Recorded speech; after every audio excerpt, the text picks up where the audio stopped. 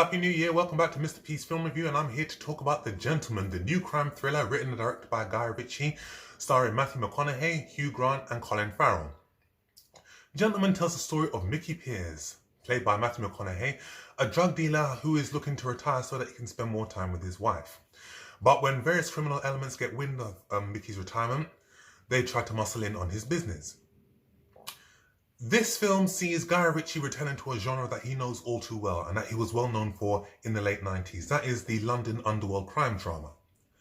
When Guy Ritchie exploded onto the scene in 1998 with Lock, Stock and Two Smoking Barrels, the film gave us a different sense of the British experience that we hadn't seen before.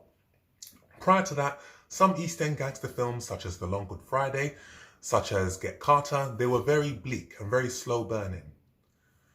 Lock, Stock and Two Smoking Barrels was very fast-paced, very entertaining, very witty, well-written, and more importantly, it was brilliantly acted.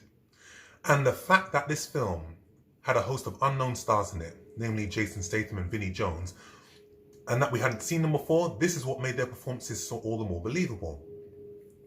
Lock, Stock and Two Smoking Barrels was a phenomenon, and it catapulted its main stars to success. Jason Statham, now a well-known action star for such films as The Expendables, Fast and Furious. Vinnie Jones, well known for such films as Gone in 60 Seconds, Snatch, Swordfish, and also X-Men The Last Stand. And even Dexter Fletcher, who participated in that film, is also a respected director. Who can forget his acclaimed film that he released in 2019, Rocketman, starring Taron Egerton.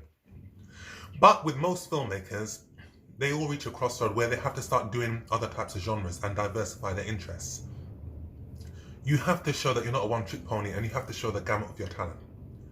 There is only so many times that you can do a particular genre when it starts getting a bit tedious, but also starts getting a bit boring. Martin Scorsese, fantastic filmmaker, easily one of the greatest to ever do it. But whilst we know him primarily for his mob films, he's done other types of work. The Wolf of Wall Street, which was a comedy, Shutter Island, which was more of a psychological thriller, and he did his first family-friendly film, Hugo. And Guy Ritchie followed the same trajectory. He did films such as King Arthur, which was universally panned by critics. He did The Man from U.N.C.L.E., which I wasn't too hot on, but he also did Aladdin, which he released last year, which was one of the highest grossing films of 2019.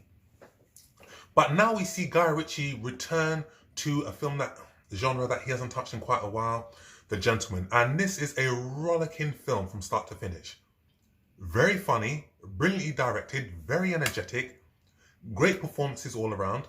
The utilization of camera angles, the humor, it is just an excellent film, and it proves the point that when it comes to telling films about the London underworld, criminal elements, Guy Ritchie is one of the best to do it. The cast in this film is excellent. I can't think of any weak links in this film.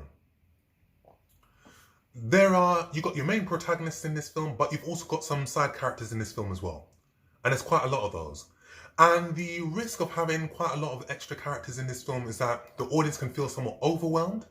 They can prove to be that the characters are unnecessary, or the fact that the film can move at such a frantic pace that you kind of skip some of those characters and it leaves question marks as to, okay, what actually happened with those guys?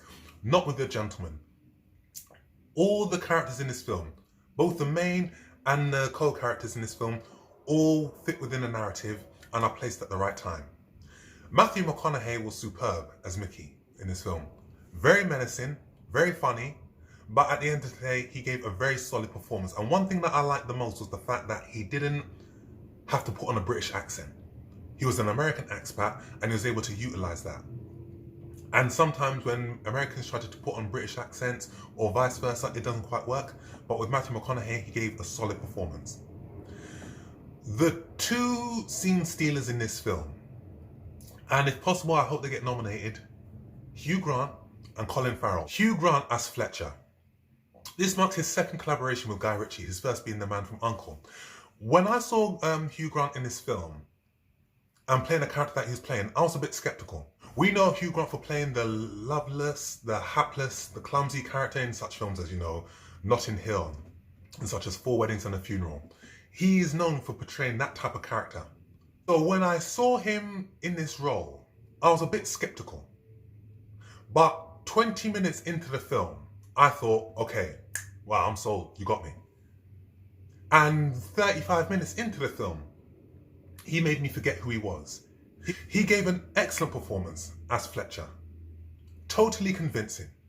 And the fact that he made me forget who he was, I've only been able to say that about one other person, and that was Naomie Harris, when I saw her in Moonlight.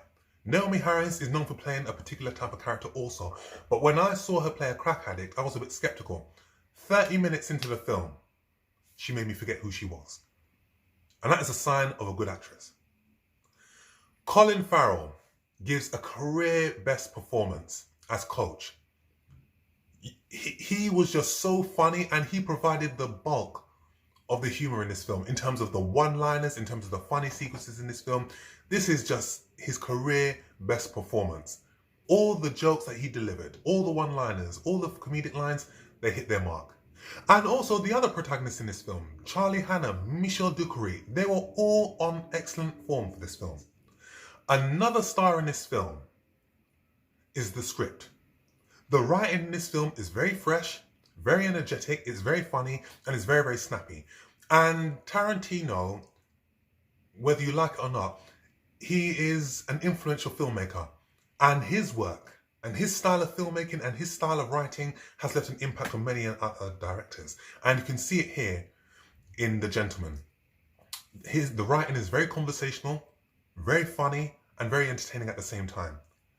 And this film is loaded with F-bombs, but also loaded with C-bombs. And I would elaborate on what the C word means, but I've actually put in my disclaimer that this video is child friendly. And this is the reason why The Gentleman is rated 18. And here's a bit of trivia for you. Did you know that if you've got more than 2 C words in your film, that the rating of your film will jump from a 15 to an 18? Do you know that? Well, you learn something new every day. And that is the reason why The Gentleman is an 18. There is no gratuitous violence in this film. It is just the language. But the writing, very, very rich, very entertaining.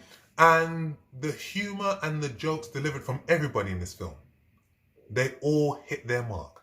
And The Gentleman is loaded with so many funny set pieces and comedic moments that I, and like the rest of the people in the cinema, were in hysterics. There was one particular scene in this film involving a pig farm, and you have to see it to believe it. But I was just in hysterics watching that film.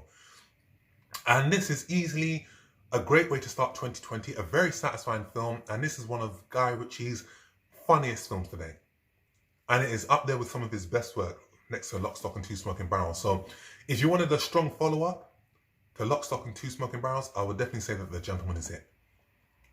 I left the cinema smiling. Most of the people that have seen it, my friend who watched it the other day, he loved it. And I concur. So I'll give this film a very, very strong 9 out of 10. And what a way to start January. Let's hope that it continues. So, that's my review. Please subscribe to this channel. Hit that like button. Leave your comment with what is your favourite gangster film. Follow my boy Joe Cobra. Keep on liking these videos. Keep on subscribing because there will be more content coming in the near future. And I shall see you on the next film review. Take care, guys.